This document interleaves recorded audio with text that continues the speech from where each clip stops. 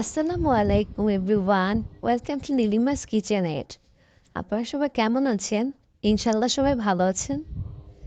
আজকে রান্না করব আমি দেশি মুরগির সাথে আলু দিয়ে পাতলা ঝোল। প্রথমেই আমি প্যানের মধ্যে দিয়ে দিচ্ছি 5 টেবিল চামচ পরিমাণ সয়াবিন তেল, একটি তেজপাতা, 2টি এলাচি, 2টি লবঙ্গ, 2টি দারচিনি। এরপর আমি দিয়ে দিলাম 7টি পেঁয়াজ কুচি, সঙ্গে দিয়ে দিলাম আদা রসুন পেস্ট 3 টেবিল চামচ পরিমাণ মতো অল্প একটু পানি দিয়ে নিলাম। এরপর আমি দিয়ে দিচ্ছি 1/2 চামচ লাল মরিচের গুঁড়ো, 1/2 চামচ হলুদ গুঁড়ো, 1/2 চামচ ধনিয়া গুঁড়ো, 1/2 চামচ পরিমাণ ভাজা জিরা গুঁড়ো, পরিমাণ মতো লবণ। এখন ভালোভাবে মশলাগুলো কষিয়ে নিতে হবে।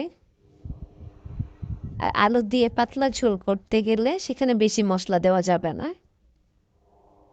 এখন দিয়ে দিব আমি দেশি মুরগিগুলো। আমি 2টা মুরগি রান্না করছি।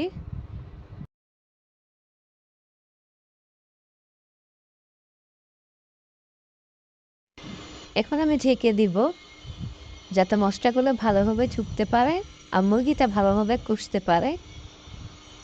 আগে পানি দেওয়া যাবে না, মুরগি থেকে পানি ছাড়বে। এখন ঢাকনাটা তুলে দেখব মুরগিটা কষানো হয়ে গিয়েছে।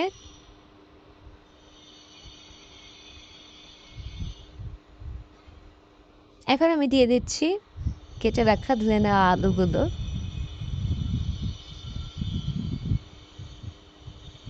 একসঙ্গে আবারও কষাতে হবে আলুটা দিয়ে। আবার আমি ঢেকে দিলাম 5 মিনিটের জন্য। এখন আমি পরিমাণ মতো ফুটন্ত গরম পানি দিয়ে দিয়েছি। দিয়ে দিলাম ভাজা জিরা গুঁড়া আরও অল্প একটু। আবার ঢেকে দিতে হবে আধা ঘন্টার জন্য। আর দেশি মুরগি রান্না করতে একটু সময় লাগে, ভয় পাবার কিছু নেই। চুলার আঁচটা থাকবে মিডিয়াম টু লো, এতে করে আস্তে আস্তে মাংসটা সিদ্ধ হতে পারবে। হয়ে গিয়েছে আমার তরকারিটা। আপনাদের কার কেমন লাগলো আমাকে জানাবেন। লাইক কমেন্ট শেয়ার দিয়ে পাশে থাকবেন। সবাই ভালো থাকুন, সুস্থ থাকুন, নীলিমাস কিচেনের সঙ্গে থাকুন। ভিডিওটি দেখার জন্য ধন্যবাদ। আল্লাহ হাফিজ।